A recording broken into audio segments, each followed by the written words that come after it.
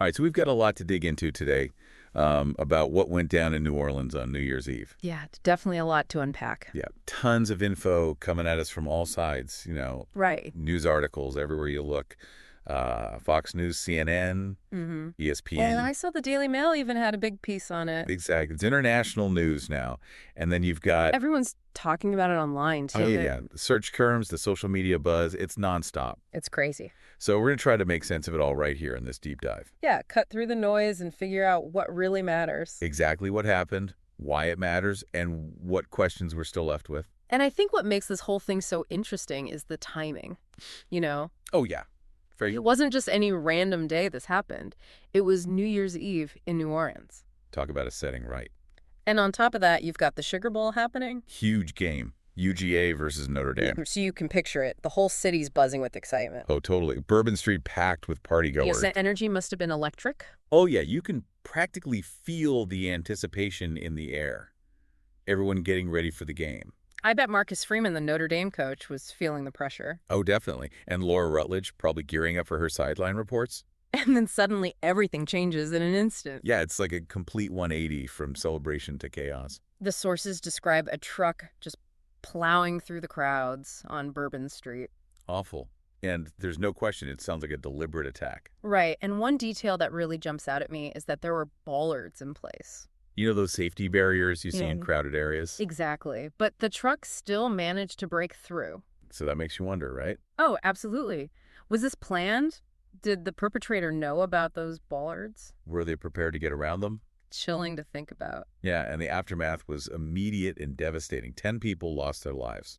And the Sugar Bowl got postponed, too. Which really shows you the ripple effect of this incident. Yeah, it affected everything. I can only imagine the terror, the confusion in those first moments after the attack. And then the media just explodes. It was everywhere you turned. Local news like WWL-TV trying to get a handle on what happened. National outlets dissecting every angle possible. Even international coverage, which really shows you the scope of this thing. This wasn't just a local New Orleans tragedy. This had global implications. Absolutely. And of course, the investigation kicks off right away. They identified a suspect pretty quickly. Shamsuddin Bahar Jabbar. 42 years old. And the sources say that he was killed. But the details about his death are kind of murky. Yeah, did he die in the crash itself, or was there some kind of confrontation with law enforcement? Unclear. It just adds another layer of mystery to this whole thing. Right, and then you throw in the discovery of IEDs. Oh, yeah, that changes everything. Suddenly we're not just looking at a single tragic event. It's potentially a much bigger, much more sinister plot. Exactly, and that's where things start to get really complicated. Yeah, this is where we got to tread carefully. For sure, we'll dive into that in the next part of this deep dive. Looking forward to it. Me too. Okay, so like we were saying, this is where things get a little bit tricky. Yeah, for sure. We're seeing a lot of sources throwing around terms like terror attack. Right, and there's mention of an ISIS flag found somewhere in connection to this Jabbar guy. Exactly, but here's the thing. The FBI investigation is still going on, right? It's early days. So we can't just jump to conclusions and say definitively that this was terrorism. You've got to be careful not to endorse any particular narrative. Yeah, stick to the facts. Just report what the sources are saying without, adding our own opinions. Exactly. And speaking of opinions, you've got political figures weighing in now, too. Oh, yeah, I saw that. Governor Landry, the mayor of New Orleans, Cantrell. They both released statements. Which kind of shows you how quickly this incident became politicized. Right. And it makes you think about the bigger picture, doesn't it? Oh, for sure. Like this whole issue of security in public spaces. Especially during big events like the Sugar Bowl. It's a tough balance. Yeah. How do you ensure safety without preventing people from enjoying themselves? That's a dilemma cities all over the world are grappling with. Absolutely. And then you have to think about the victims. Yeah, it's easy to get caught up in the investigation and the political debates. And forget about the human cost. 10 people died. And countless others were injured or traumatized by what they saw. Their stories are just starting to come out. And it's important to remember that these were real people with families and friends and lives cut short.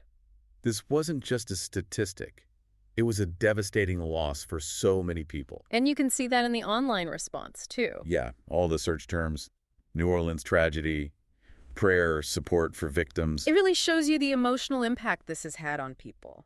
Going back to the bollards for a second, though, it seems like they did provide some level of protection. Yeah, they probably prevented even more casualties. But obviously it wasn't enough. Right. The truck still got through. So what does that tell us about the effectiveness of these measures? especially in light of other vehicle attacks we've seen around the world. Yeah, is it time to rethink our approach to security in public spaces? Are bollards enough, or do we need something more? Tough questions. And then there's the economic impact to consider. Oh yeah, New Orleans relies heavily on tourism. The Sugar Bowl being postponed must have been a huge financial blow. Absolutely, hotels, restaurants, local businesses all affected. And don't forget about the fans who traveled from all over to see the game. Right, their plans were completely disrupted. It's a ripple effect that touches so many aspects of the city. And then you've got the whole social media angle. Oh yeah, that's a whole other can of worms. On one hand, it's a powerful tool for spreading information and connecting with people. People can share their grief, offer support, raise money. But it can also be a breeding ground for misinformation and rumors. People jump to conclusions, spread conspiracy theories. It's hard to know what to believe sometimes. You really have to be careful about the sources you trust. And one thing I've noticed is that there's a lot of talk about the suspect's mental state. Oh yeah, I've seen that too. Some sources are hinting at possible mental health issues. While others are quick to label him a terrorist. It's a sensitive topic, and I think it's important to avoid speculating. We don't have all the facts yet.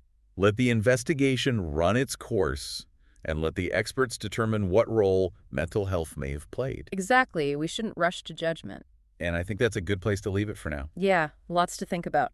This incident raises so many questions. About security, about our society, about how we respond to these kinds of events. And we're going to keep exploring those questions in the next part of this deep dive. Can't wait. It feels like we've gone through a ton of information about this incident. Yeah, we've barely scratched the surface, really. So much to unpack. It's like trying to grab smoke, you know? Right. So many layers, so many threads. But for me, one thing that really stands out is how vulnerable we are. Yeah. Like, we think about security measures, bollards, all that, and it gives us this false sense of security, maybe. Meaty. But then something like this happens, and it's a wake-up call. It makes you question everything. Will we ever feel truly safe in a crowd again, you know? Yeah, how do we balance that need for security with our desire to, live our lives? To celebrate, to come together. Tough questions. No easy answers, but I think awareness is a good place to start. Okay. Not living in fear, but just being more aware of your surroundings. Being vigilant. Exactly. And if you see something, say something. Right. It's about community, too, looking out for each other. Because in the end, we're all in this together. Exactly. And we can't forget about the victims. Absolutely. 10 lives lost, and so many others affected by this tragedy. Their stories need to be heard. We can't let this become just another headline. Another statistic. These were real people. With families with dreams. And their loss is a profound tragedy. It is, and I feel like we've asked a lot of questions today. We have. And maybe that's the point. Maybe there aren't any easy answers. This deep dive leaves us with more questions than answers, I think. What does it tell us about security in public spaces? How do we balance celebration with vigilance? What will the long-term impact of this event be on New Orleans and the nation? So much to think about. So much to process. But as always, we encourage you to keep digging, to stay informed. Talk about these issues. Stay curious and stay safe. Well said. Thanks for joining us on this deep dive. Today is your lucky day. Today is the day that our $3 website works for you, paying you directly to your PayPal daily.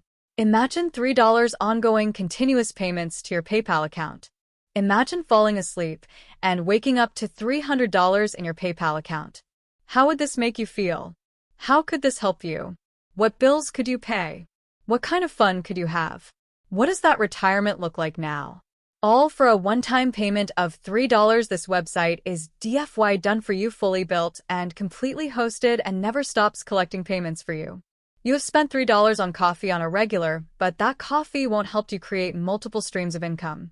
Click the link below.